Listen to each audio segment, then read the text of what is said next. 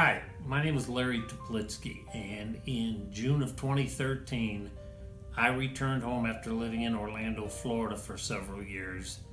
And at the time that I came home, I had no family contact with my kids, my father, my brothers, and basically became homeless, and I had no idea how to handle the situation.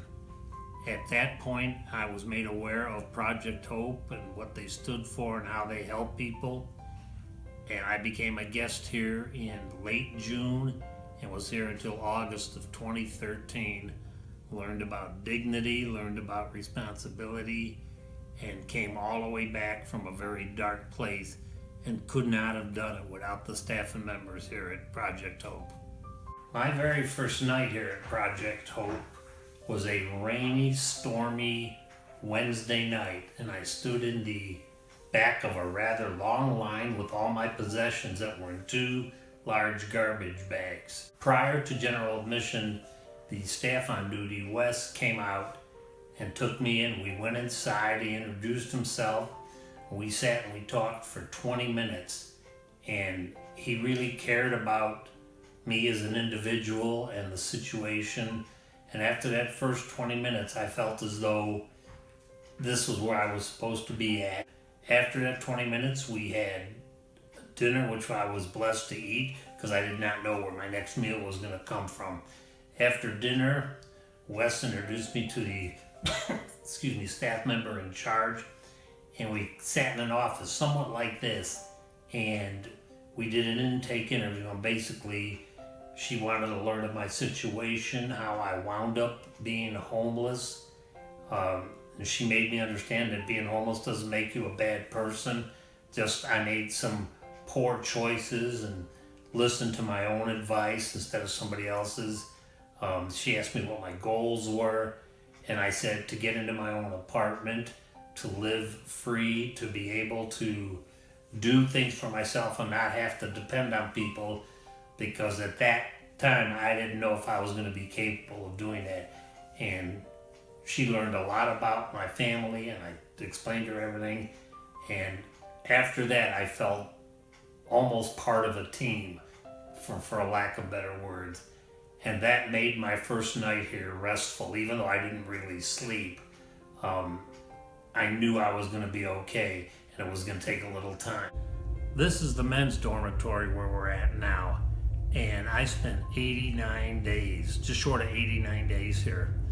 And basically what it taught me was how to be humble, taught me how to get along with my fellow man who was in the same situation, even though each is a different situation.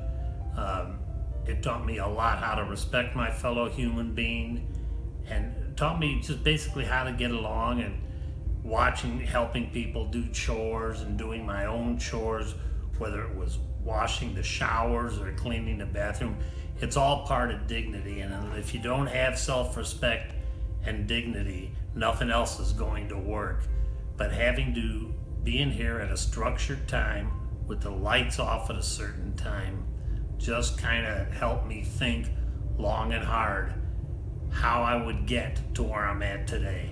There's no way, that I'm in the state of mind I'm in today without the help that Project Hope gave me. And I saw a light at the end of the tunnel, and the day that I walked out of here with my belongings and went to my little apartment in Painesville was like just a total rebirth, because I was on my own, and I took everything that I learned here at Project Hope and started rebuilding myself. But the most important thing is you have to be able to want to move forward. You have to be able to want to improve yourself. It's not just going to fall into your lap.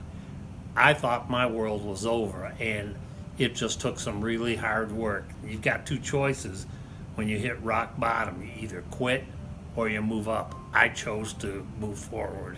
Now I've become a volunteer here at Project Hope to kind of pay it forward, because I know and I believe what they've done for me.